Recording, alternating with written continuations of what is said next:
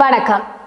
இது வடலியின் இரவு நேர பிரதான செய்திகளோடு இணைந்து கொள்ளும் நான் ரேகா சுஜேந்திரன். முதலில் தலைப்புச் செய்திகள்.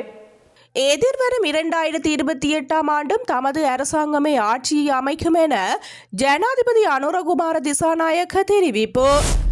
நாட்டுக்கு அச்சுறுத்தலான எந்தவொரு உடன்படிக்கையையும் இந்தியாவுடன் தற்போதைய அரசாங்கம் கைச்சாத்திடவில்லை என வெளிவிவகார அமைச்சர் தெரிவிப்பு.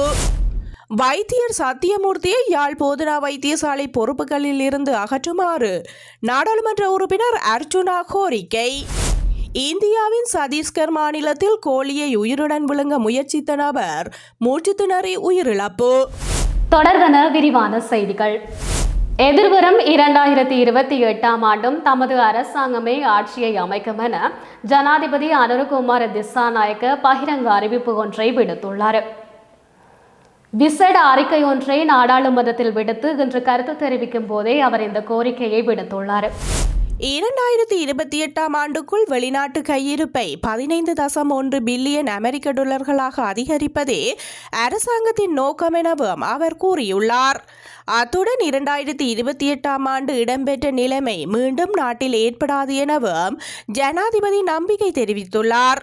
மேலும் சர்வதேச நாணய நிதியத்துடனான புதிய இணக்கப்பாட்டின் அடிப்படையில் வருமானம் ஈட்டும் போது செலுத்தப்பட வேண்டிய வரியில் சீர்திருத்தங்கள் மேற்கொள்ளப்படவிருப்பதாக ஜனாதிபதி தெரிவித்துள்ளார். இதன்படி தற்போதுள்ள 1 லட்சம் ரூபாய் என்ற வருமானம் ஈட்டும் போது செலுத்த வேண்டிய வரிக்கான வருமான எல்லை 1,50,000 ரூபாயாக அதிகரிக்கப்படவுள்ளது. இதன்படி 1,50,000 ரூபாய்க்கு குறைவான மாத வருமானத்தை பெறுகின்றவர்கள் வருமானம் ஈட்டும் போது செலுத்த வேண்டிய வரியை செலுத்த வேண்டியதில்லை. அதே நேரம் குறைந்த வருமானம் பெறுகின்ற அதிக வரி சலுகைகளும் அதிக வருமானம் ஈட்டுகின்றவர்களுக்கு குறைந்த வரி சலுகைகளும் கிடைக்கும் வகையில் ஏற்பாடுகள் செய்யப்படும் என்றும் ஜனாதிபதி அறிவித்துள்ளார். அதே நேரம் அடுத்த ஆண்டு பிப்ரவரி 1ஆம் தேதி முதல் வாகன இறக்குமதிக்கு 3 வழிமுறைகளில் அனுமதி வழங்கப்படும் எனவும் அவர் தெரிவித்துள்ளார். அதற்காக நாட்டின் பொருளாதாரத்துக்கு பொருத்தமான பொறிமுறை ஒன்று கடைபிடிக்கப்படும் என்றும் ஜனாதிபதி அனுரகுமார திசாநாயக்க தெரிவித்துள்ளார். நாட்டுக்கு அச்சுறுத்தலான எந்த ஒரு உடன்படிக்கையையும் இந்தியாவுடன் தற்போதைய அரசாங்கம் கைச்சாத்திடவில்லை என வெளிவிவகார அமைச்சர் விஜித ஹேரத் நாடாளுமன்றத்தில் தெரிவித்தார்.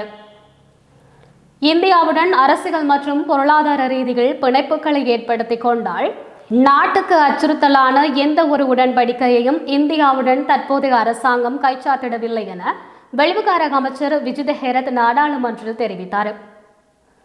இந்தியாவுடன் அரசியல் மற்றும் பொருளாதார ரீதியில் பிணைப்புகளை ஏற்படுத்திக் கொண்டால் ஏனைய நாடுகளுடன் கொடுக்கல் வாங்கலில் ஈடுபடுவது சிக்கலை ஏற்படுத்தும் என எதிர்க்கட்சியாக இருக்கும்போது தேசிய மக்கள் சக்தி கூறியது. எனினும் தற்போது இந்தியாவிற்கு விஜயம் செய்த ஜனாதிபதி அனுரகுமார திசாநாயக்க ரணில் விக்ரமசிங்க இணக்கம் தெரிவித்த எட்கா உடன்படிக்கையை கைச்சாத்திட்டார். இந்த நிலையில் இந்தியா தொடர்பிலும் எட்கா தொடர்பிலும் முன்னதாக தெரிவித்த கருத்தை தேசிய மக்கள் சக்தி தற்போது மீளப்பெறுமா என ஐக்கிய மக்கள் சக்தி நாடாளுமன்ற உறுப்பினர் நளின் பண்டார கேள்வி எழுப்பினார். இதன்போது கருத்துரைத்த வெளிவிவகார அமைச்சர் விஜித ஹேரத் உள்நாட்டில் மின்சக்தி மற்றும் உற்பத்தி செய்வதாகவும் மேலதிக மின்சக்தியை பிம்ஸ்டெக் அமைப்பின் பொருளாதார ஒத்துழைப்புடன் பிற நாடுகளுக்கு ஏற்றுமதி செய்வதாகவும் நாம் முன்னர் கூறியிருந்தோம். இதனூடாக இலங்கைக்கு அந்நிய செலாவணியை ஈட்டுவதற்கும் நாம் எதிர்பார்த்துள்ளோம். அதனை விடுத்து நாட்டுக்கு அச்சுறுத்தல் ஏற்படுத்தும் எந்த ஒரு உடன்படிக்கையையும் இந்தியாவுடன் கைச்சாத்திடவில்லை. இந்திய பிரதமரும் ஜனாதிபதி இணைந்து வெளியிட்ட கூட்டறிக்கையில் மின்சக்தி தொடர்பான பேச்சுவார்த்தைகள் முன்கொண்டு செல்லப்படும் என்றே குறிப்பிடப்பட்டுள்ளது.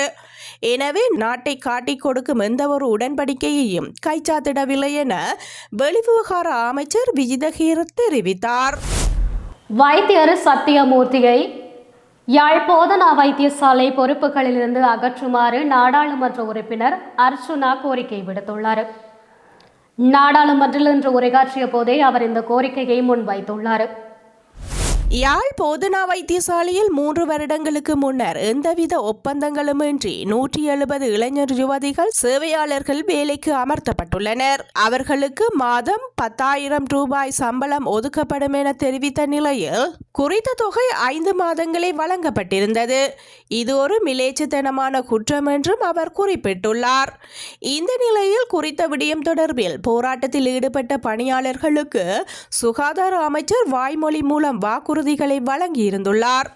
இதையடுத்து போராட்டத்தில் ஈடுபட்ட பணியாட்கள் வைத்தியசாலை சென்றபோது வைத்தியசாலை பணிப்பாளர் தங்கமுத்து சத்தியமூர்த்தியினால் மிலேச்சத்தனமாக மிரட்டப்பட்ட காவலாளிகளால் வெளியேற்றப்பட்டனர் என அர்ச்சுனா தெரிவித்துள்ளார்.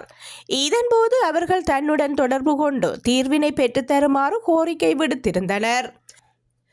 அதற்கமைய தான் நாடாளுமன்ற உறுப்பினர் என்ற அடிப்படையில் வைத்தியசாலைக்கு சென்றபோது வைத்தியர் சத்தியமூர்த்தி தன்னை தரம் குறைவான ஆளாக நடத்தி அவரின் அறிவுறுத்தலின்படி காவலாளி மற்றும் காவல்துறை மூலமாக வெளியேற்றினார் என அர்ச்சுனா கூறியுள்ளார்.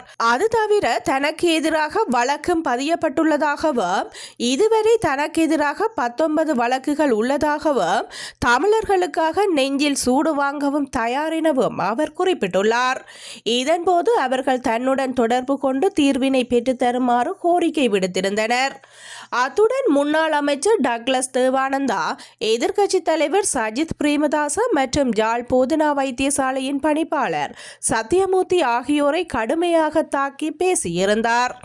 இதன்போது சபாநாயகரால் நாடாளுமன்ற உறுப்பினர் அர்ச்சுனாவுக்கு எச்சரிக்கை வழங்கப்பட்டது. பல்கலைக்கழக மருத்துவ நிலையத்தினால் தடுப்பூசி செலுத்தப்பட்டதன் பின்னர் ஒவ்வாமையினால் பாதிக்கப்பட்ட சப்ரஹாமு பல்கலைக்கழக விவசாய பீட மாணவர்கள் 7 பேர் வைத்தியசாலையில் அனுமதிக்கப்பட்டுள்ளனர். 2 மாத காலாவதியான தடுப்பூசிகளை செலுத்தியதன் காரணமாகவே குறித்த மாணவர்களுக்கு உடல்நலக்குறைவு ஏற்பட்டுள்ளதாக தெரிவிக்கப்படுகின்றது. இந்த சம்பவம் தொடர்பில் பல்கலைக்கழகத்தில் விசாரணைகள் ஆரம்பிக்கப்பட்டுள்ளது. இதனைத் தொடர்ந்து கொழும்பு பதுளை பிரதான வீதியில் பம்பனிகிந்த சந்தியில் சப்ரஹுவமுகா பல்கலைக்கழக மாணவர் சங்கத்தினர் நேற்றிரவு தீப்பந்தமேந்தி ஆர்ப்பாட்டத்தில் ஈடுபட்டிருந்தனர். தடுப்பூசி செலுத்தப்பட்டதன் பின்னர் மாணவர்களுக்கு ஒவ்வாமை ஏற்பட்ட சம்பவத்திற்கு எதிர்ப்பு தெரிவித்து இந்த ஆர்ப்பாட்டம் முன்னெடுக்கப்பட்டுள்ளது. பல்கலைக்கழக மருத்துவ மையத்தில் பிரச்சினைகளுக்கு தீர்வு வேண்டும் எனவும் மருத்துவ மையத்தின் வசதிகள் விரிவுபடுத்தப்பட வேண்டும் எனவும் அவர்கள் கோஷங்களை எழுப்பி ஆர்ப்பாட்டத்தில் ஈடுபட்டுள்ளனர். ஆப்பிரிக்க வைரஸ் தொற்றுக்குள்ளான பன்றிகளை கொலை செய்து அதன் இறைச்சியை எதிர்வரும் பண்டிகை காலங்களில் விற்பனை செய்வதற்காக குளிரூட்டப்பட்ட களஞ்சிய சாலைகளில் சேமித்து வைக்கப்பட்டுள்ளதாக விவசாய மற்றும் கால்நடை அமைச்சுக்கு தகவல் கிடைத்துள்ளது. பன்றிகளை ஏற்றி செல்வதற்கு கடந்த காலங்களில் சட்டவிரோத முறைமை நடைமுறைப்படுத்தப்பட்டதாகவும் அரசாங்கத்தின் அனுமதியின்றி முன்னாள் பணிப்பாளர் நாயகம் ஒருவரின் கடிதத்தின் அடிப்படையில் இந்த போக்குவரத்து நடவடிக்கைகளுக்காக அனுமதி பத்திரம் வழங்கப்பட்டதாகவும் விவசாய மற்றும் கால்நடை வளங்கள் பிரதி அமைச்சர் நாமல் கருணாரத்ன தெரிவித்துள்ளார். அதற்கமைய இந்த நடைமுறையை முழுமையாக ரத்து செய்ய நடவடிக்கை எடுத்துள்ளதாகவும் அவர் சுட்டிக்காட்டியுள்ளார். 1 வருடத்திற்கு முன்பிருந்தே உள்நாட்டில் உள்ள பன்றிகளுக்கு ஆப்பிரிக்க வைரஸ் பரவியதன் காரணமாக பன்றி இறைச்சியை உற்பத்தி செய்வதற்கான தொழில்முறை பெரும் வீழ்ச்சியை சந்தித்துள்ளதாகவும் பிரதி அமைச்சர் குறிப்பிட்டுள்ளார். திருகோணமலையை தவிர நாட்டின் ஏனைய சகல பிரதேசங்களிலும் இந்த வைரஸ் பரவியுள்ளதாகவும் அதற்கமைய பண்டிகை காலங்களில் பன்றி இறைச்சி தொடர்பான பிரச்சினை உருவாகியுள்ளதாகவும் சுட்டிக்காட்டியுள்ளார். இந்த வைரஸ் தொற்றை ஒழிப்பது தொடர்பில் கால்நடை வைத்திய பிரிவினர் நடவடிக்கை எடுத்து வருகின்றனர். வைரஸ் தொற்றுக்குள்ளான பன்றிகளின் இறைச்சி குளிரூட்டப்பட்ட களஞ்சிய சாலைகளில் சேமிக்கப்பட்டுள்ளதா என்பது தொடர்பில் விசாரணை நடத்தப்படும். அவ்வாறு குளிரூட்டப்பட்டு களஞ்சியப்படுத்தப்பட்டுள்ள பன்றி இறைச்சியை உடனடியாக அழிக்க நடவடிக்கை எடுக்கப்படும் என அவர் மேலும் தெரிவித்துள்ளார். தொடர்வது வெளிநாட்டுச் செய்தி. இந்தியாவின் சத்தீஸ்கர் மாநிலத்தில் கோழியை உயிருடன் விழுங்க முயற்சித்த நபர் மூச்சு திணறி உயிரிழந்த சம்பவம் அதிர்ச்சியை ஏற்படுத்தியுள்ளது. உடற்கூராய்வு செய்த மருத்துவர்கள் அவர் விழுங்க முயற்சித்த கோழியை மீட்டுள்ளனர். இந்த விசித்திர சம்பவம் நடந்த அம்பிகாவூர் மக்களும் மருத்துவர்களும் அதிர்ச்சி அடைந்துள்ளனர். அமானுஷ்ய சடங்குகளுக்காக இதுபோன்ற வினோத செயல்களில் ஈடுபடுவதாக ஊர் மக்கள் தெரிவிக்கின்றனர். இந்த நபருக்கு உடற்கூராய்வு செய்த மருத்துவர் சந்துபக், நான் 15,000த்திற்கு மேற்பட்ட உடற்கூராய்வுகளை மேற்கொண்டுள்ளேன். என் வாழ்க்கையில் இப்படியொரு விடயத்தை நான் பார்த்ததில்லை. இதை கண்டறியும் போது அதிர்ச்சியில் உறைந்துவிட்டோம் என கூறியுள்ளார். வீட்டில் மயங்கி விழுந்த ஆனந்த் யாதவ் என்ற நபரை உடனடியாக அம்பிகாபூர் கல்லூரி மருத்துவமனைக்கு தூக்கி சென்றுள்ளனர். அவரது குடும்பத்தினர் ஆனந்த் குளித்து முடித்த கொஞ்ச நேரத்தில் மயங்கி விழுந்துள்ளதாக கூறியுள்ளனர். ஆனந்தின் உடலை உடற்கூராய்வு செய்யும் போது உயிருடன் கோழி இருந்ததை கண்டறிந்து அதிர்ச்சிக்குள்ளாயுள்ளனர். அது 20 சென்டிமீட்டர் நீளமானதாக இருந்திருக்கின்றது. உணவு சூழல் மற்றும் மூச்சுக்குழல் இரண்டையும் அது அடைத்து கொண்டு இருந்துள்ளது. இதனால் மூச்சு திணறல் ஏற்பட்டிருக்கின்றது. ஆனந்த் யாதவ் மூட நம்பிக்கை காரணமாகவே இப்படியொரு செயலை செய்திருப்பார் என கிராம மக்கள் கூறியிருக்கின்றனர். குழந்தையின்மையால் ஆனந்த் மனம் நொந்திருந்துள்ளார்.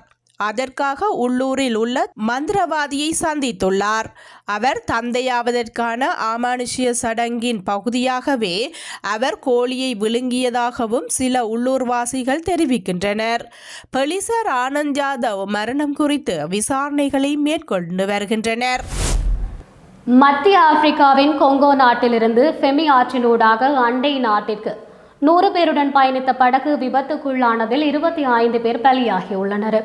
விபத்திற்கான காரணம் அளவுக்கு அதிகமாக பயணிகளை ஏற்றியமையால் பாரம் தாங்காமல் கவிழ்ந்தமையே என கூறப்படுகின்றது. தகவல் அறிந்து விரைந்து வந்த மீட்பு குழுவினர் ஆற்றில் தத்தளித்தவர்களை மீட்டதுடன் சிலரின் நிலை இதுவரை தெரியவில்லை என்பதால் மீட்பு பணிகள் தொடர்ந்தும் நடைபெற்று வருவதாக தெரிவிக்கப்படுகின்றது. கனடாவில் பிரிட்டிஷ் கொலம்பியா மாகாணத்தில் 2 போலீஸ் உத்தியோகத்தர்கள் பாலியல் குற்ற செயல்களில் ஈடுபட்டதாக குற்றம் சுமத்தப்பட்டுள்ளது. பெண் ஒருவரை இவ்வாறு 2 உத்தியோகத்தர்கள் துஷ்பிரயோகம் செய்தனர்கள் என குற்றம் சாட்டப்பட்டுள்ளது. மேலும் வான்கூவர் தீவுகள் பகுதியில் இந்த சம்பவம் இடம்பெற்றுள்ளது. கடமை நேரத்தில் குறித்த போலீஸ் உத்தியோகத்தர்கள் பாலியல் குற்ற செயலில் ஈடுபட்டதாக குற்றம் சுமத்தப்பட்டுள்ளது. 43 வயதான மெத்தி போல் மற்றும் 40 வயதான டிராயன் ஜோன்ஸ்டன் ஆகியோரே இவ்வாறு குற்ற செயலில் ஈடுபட்டதாக குற்றம் சுமத்தப்பட்டுள்ளது. இந்த இருவருக்கும் எதிராக பாலியல் குற்ற செயல் குற்றச்சாட்டு சுமத்தப்பட்டுள்ளதாக தெரிவிக்கப்படுகின்றது. கடந்த 2019ஆம் ஆண்டு ஜனவரி மாதம் இந்த சம்பவம் இடம்பெற்றதாகவும் சந்தேக நபர்கள் இருவரும் அண்மையில் கைது செய்யப்பட்டதாகவும் தெரிவிக்கப்படுகின்றது. இந்த பாலியல் குற்ற செயல் தொடர்பிலான விசாரணைகள் ஆரம்பிக்கப்பட்டுள்ளதாக தெரிவிக்கப்படுகின்றது.